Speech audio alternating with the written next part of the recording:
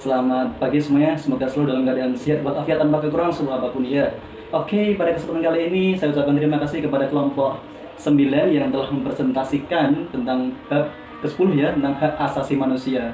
Saya ucapkan terima kasih sekali lagi ya. Oke, dalam suasana yang serba fresh ini ya di studio saya, kita akan membahas menguak tentang hak asasi manusia. Tadi sudah berjalan berdiskusi dengan baik. Ya, kali ini saya akan mengklarifikasi dan memberikan pendapat sekaligus penjelasan dari saya gitu ya. Oke, tentang bab hak asasi manusia. Pada dewasa ini baru-baru ini kita melihat betapa gentingnya situasi di Gaza ya, di mana masih terus dan menerus terjadi agresi ya, penyerangan dengan rudal oleh tentara-tentara Israel di Palestina ya. Banyak warga Palestina yang mengalami korban jiwa ya.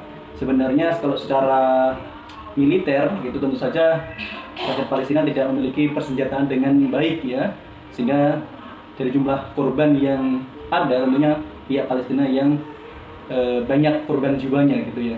Nah, kita sebagai bangsa Indonesia tentu saja memiliki memiliki hubungan historis sebagai salah satu negara yang mengakui kemerdekaan kita pada waktu itu ya, adalah negara Palestina. Oleh karena itu kita harus terus mendukung Palestina untuk meraih kemerdekaannya, karena ini tidak hanya masalah konflik agama ya, tentu saja ini adalah perebutan wilayah oleh Zionis Israel yang ingin mengusir bangsa Palestina. Jadi kalau ada yang bilang ini hanya masalah agama tentu saja tidak ya. Ini harus mempertahankan hak mereka atas tanah yang mereka miliki ya, karena bangsa Israel ingin memiliki Palestina secara utuh wilayahnya. Oke ya, itu salah satu sekelumit ya dari kasus pelanggaran HAM menurut saya yang paling berat ya, karena sampai kapan kita juga tidak tahu sampai berakhir ya kasus ini. Semoga rakyat Palestina selalu diberikan ketabahan dan kekuatan Allah SWT dan mendapatkan kemenangan. Nah, kita harus mendukung ya. Kalau kemarin ada kasus-kasus TikTok yang menghina Palestina, naudzubillah min dzalik ya, mereka tidak tahu sejarahnya seperti apa ya, begitu besar ya rasa cinta kita terhadap Palestina ternodai oleh beberapa orang, apalagi anak muda yang tidak tahu secara historis, tiba-tiba mengupload video TikTok tentang pelecehan penghinaan terhadap Palestina. Naudzubillah min dzalik. Semoga ada solusi ya yang terbaik bagi para pemuda yang salah jalan ini. Oke, yang pertama yang akan saya bahas adalah tentang definisi ya. Tentang definisi sebelumnya, kalau kalian lihat gambar ini ya, kira-kira ini kasus apa? Betul, ini adalah kasus tentang terbunuhnya aktivis HAM pada waktu itu ya, Munir ya. Sampai sekarang kasusnya juga belum clear kan itu. Oke, yang pertama saya ingin bahas tentang definisi dari HAM itu sendiri apa ya. HAM terdiri dari dua kata, itu adalah hak dan asasi ya. Maaf, tiga kata ya, hak, asasi dan manusia gitu. Yang pertama adalah hak itu apa sih? Hak itu adalah sesuatu yang benar, kewenangan, kekuasaan untuk berbuat sesuatu, kekuasaan yang benar atas sesuatu atau kita bisa menuntut sesuatu. Sedangkan asasi adalah bersifat dasar, pokok dan fundamental. Nah, manusia sendiri adalah makhluk hidup yang seperti kita ya. Jadi kalau kita simpulkan, HAM itu sendiri adalah hak yang bersifat dasar atau yang paling pokok yang dimiliki oleh manusia. Sedangkan menurut Undang-Undang Dasar tahun Undang-Undang Dasar nomor 39 tahun 2009, HAM merupakan seperangkat hak yang melekat pada hakikat dan keberadaan manusia sebagai makhluk Tuhan Yang Maha Esa, dan merupakan anugerahnya yang wajib dihormati, dijunjung tinggi dan dilindungi oleh negara, hukum, pemerintah dan setiap orang demi kehormatan dan perlindungan atas harkat dan martabat manusia. Jadi tidak ada yang boleh merenggut, merampas hak asasi yang dimiliki oleh setiap manusia, dan kita wajib menghormati ya. Terlepas dari warna kulitnya seperti apa, terlepas dari background pendidikannya seperti apa, kita harus tetap wajib untuk menghormati setiap hak asasi manusia. Nah, di dunia sendiri HAM itu sudah diakui ya dan didokumentasikan. Ada 4 yang menjadi pilar tentang adanya proses hukum, pelindungan hukum di mata dunia. Yang pertama adalah ada Piagam Magna Carta di Inggris, kemudian ada Bill Rights, itu ada di Inggris juga, dan Declaration Destroy de l'Homme et du Citoyen tahun 1789 di Prancis, ada Bill of Rights 1789 di Amerika Serikat, sebagian telah menjadi Undang-Undang Amerika Serikat tahun 1791. Itu adalah dokumen HAM yang ada di dunia. Nah, bagaimana perkembangan sendiri ya HAM itu di Indonesia? Jadi ada dua periode. Yang pertama adalah periode tentang sebelum kemerdekaan atau pra kemerdekaan, dan ada periode pasca kemerdekaan ya, sampai sekarang ini berarti ya. Yang pertama adalah kita bahas dari pra kemerdekaan ya, lahirnya Budi Utomo ya. Dengan adanya kesadaran masyarakat waktu itu untuk berserikat dan mengeluarkan pendapat ya. Yang kedua adalah pasca kemerdekaan sampai sekarang, kita mulai dari periode 45 sampai 50, di mana pada waktu itu hak untuk merdeka, hak untuk berserikat, hak untuk menyampaikan pendapat sudah mulai diakui ya.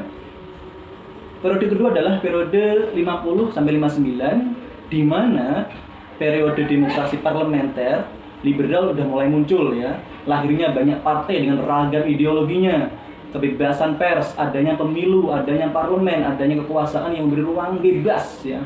Itu sudah mulai muncul di era tersebut. Nah, sedangkan di tahun 1959 sampai 1966 itu demokrasi terpimpin sudah ada, di mana banyak terjadi sikap restriktif, yaitu pembatasan yang ketat oleh kekuasaan pada waktu itu, rezim ya, terhadap hak sipil dan hak politiknya.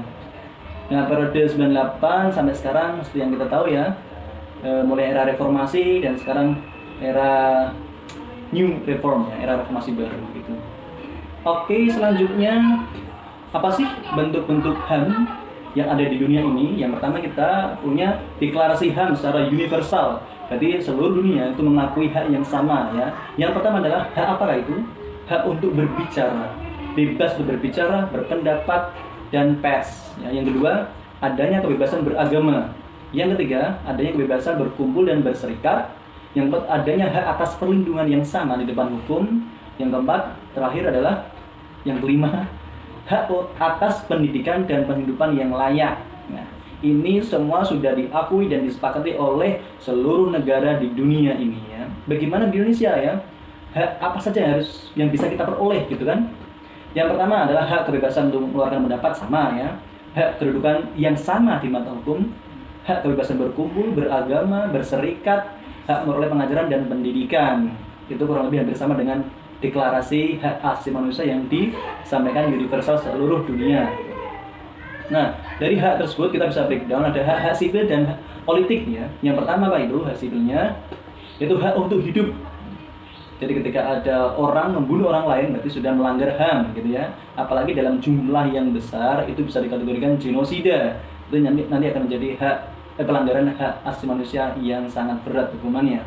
Yang kedua adalah hak atas kebebasan dan keamanan, hak atas kesamaan di muka hukum, hak atas kebebasan berpikir, hati nurani dan beragama, hak untuk berpendapat tanpa gangguan apapun, hak untuk kebebasan untuk berkumpul, dan yang terakhir adalah hak untuk berserikat. Sedangkan di bidang ekonomi sendiri, kita punya hak, yaitu hak untuk mendapatkan pekerjaan yang layak, hak untuk membentuk serikat pekerja, hak untuk jaminan atau pensiun, jaminan sosial maksud saya ya, hak untuk penghidupan yang layak bagi diri sendiri, keluarga, yang meliputi makanan, pakaian, dan perumahan ya. Yang terakhir adalah hak untuk mendapatkan pendidikan. Selanjutnya, bentuk-bentuk pelanggaran hak asasi manusia yang ada di dunia ini ya. Jenis pelanggaran HAM yang paling berat ini ya, berdasarkan Statuta Roma dan Undang-Undang Dasar Republik Indonesia Nomor 26 Tahun 2000 tentang pengadilan hak asasi manusia. Yang pertama, ini kejahatan yang paling besar ya, kejahatan genosida, yaitu membunuh, membumi hanguskan masyarakat atau penduduk. Ini yang terjadi kemarin ya di Myanmar, di mana kaum muslimin Rohingya sebagai minoritas itu mau dibumi hanguskan oleh pemerintah Myanmar ya. Nah, ini harusnya ada tindakan dari negara-negara muslim atau mayoritas muslim untuk memberikan dukungan ya, agar ini ada penyelesaian yang baik gitu ya. Jika ada pengungsi dari Myanmar, kita berikan ruang agar mereka bisa hidup dengan layak ya, dan mendapatkan hak asasi manusia. Yang kedua adalah kejahatan terhadap kemanusiaan, crime against humanity. Misalkan ada rasisme, ini yang ada di mana-mana ya. Nah, ini sepak bola sendiri di seluruh dunia itu sudah mengatakan say no to racism ya. Itu harus sangat digalakkan sekali ya. Yang ketiga adalah kejahatan perang atau war crimes. Yang keempat adalah kejahatan agresi. Nah, bagaimana dengan di Indonesia sendiri ya? Apa saja sih pelanggaran hak asasi manusia yang sudah ada gitu ya? Nah, ada 4 kasus besar pelanggaran hak asasi manusia di Indonesia. Yang pertama adalah seperti yang kalian bisa lihat di gambar ya, ada tragedi 1965 sampai 1966 ya.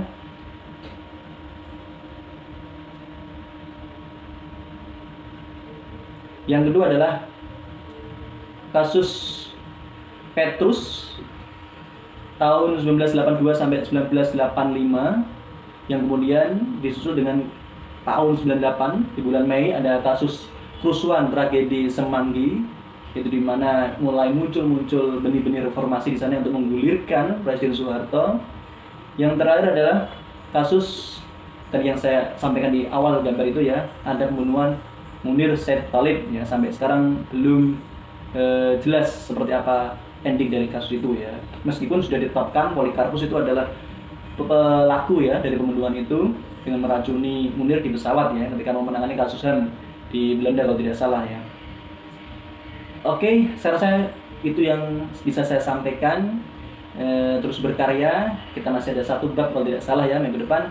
Semoga bisa terlaksana dengan baik ya. Jangan lupa follow Instagram saya dan juga add Facebook saya ya sebagai pertemanan.